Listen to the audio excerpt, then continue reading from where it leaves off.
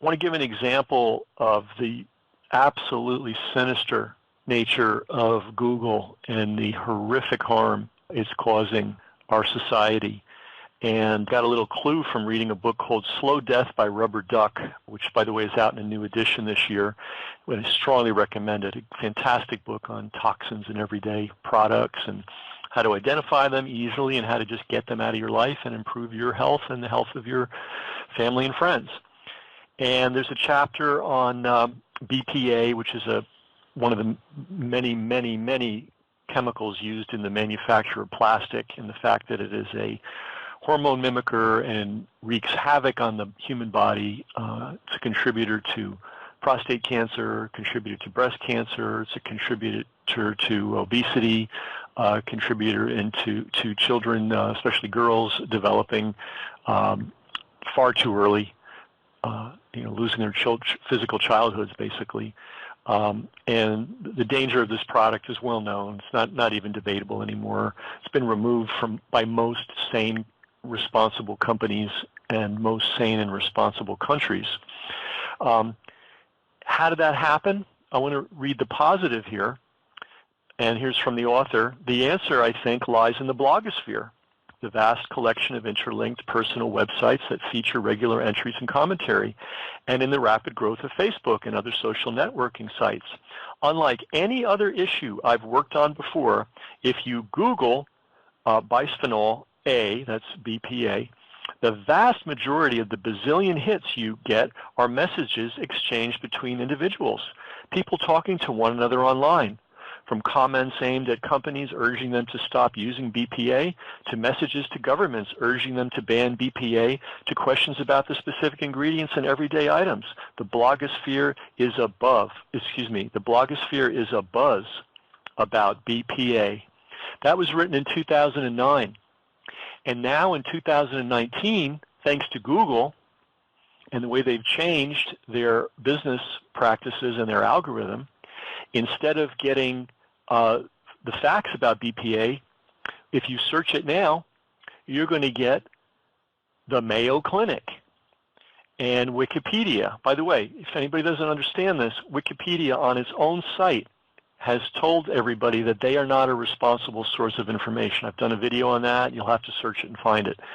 On Wikipedia's own site, they disclose that Wikipedia, should not be relied on for anything. And yet Google consistently, routinely, makes the Wikipedia article the #1 or #2 article about every subject under the sun.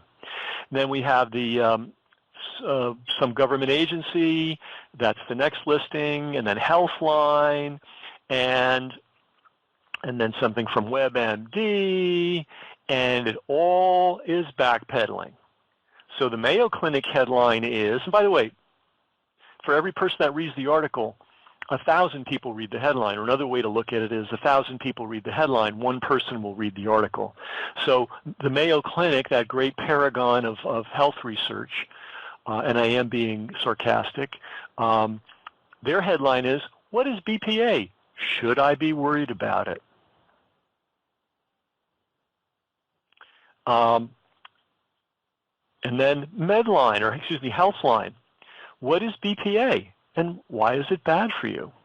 It's a little closer. That's sort of giving people a hint that maybe there's something incredibly dangerous about this substance.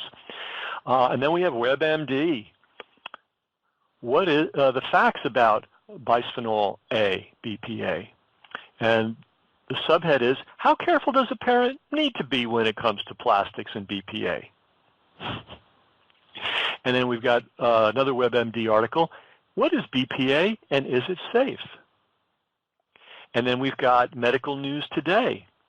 Bisphenol A, or BPA, is a chemical found in many hard plastics that we use every day. And then we have National Geographic. Is BPA free? Plastic safe? Get the facts. That might be a good article. And then bisphenol A, fact sheet. That comes from the CDC.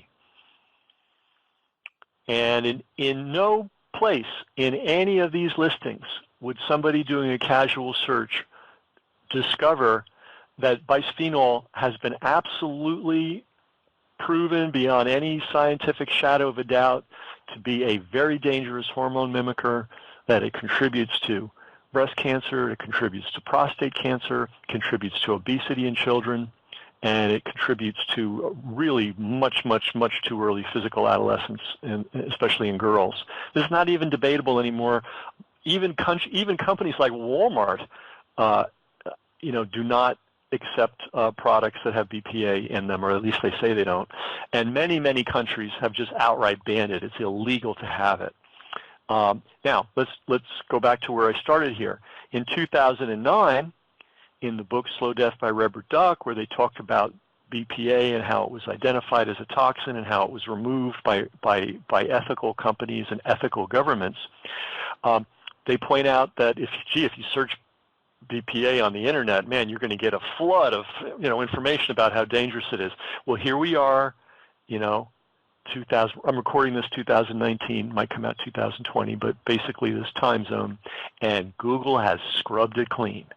BPA is just like any other chemical, innocent until proven guilty, and gee, we don't know, and maybe it's not so bad, and the jury's out, and all that kind of bullshit.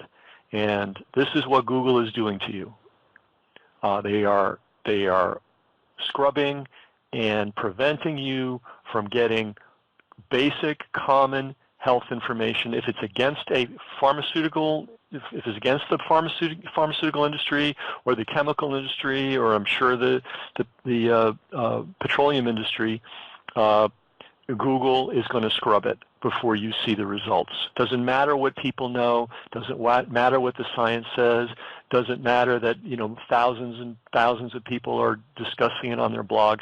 All that information's been removed, and now you get the politically correct, which has now become the corporate correct information on this one particular toxin.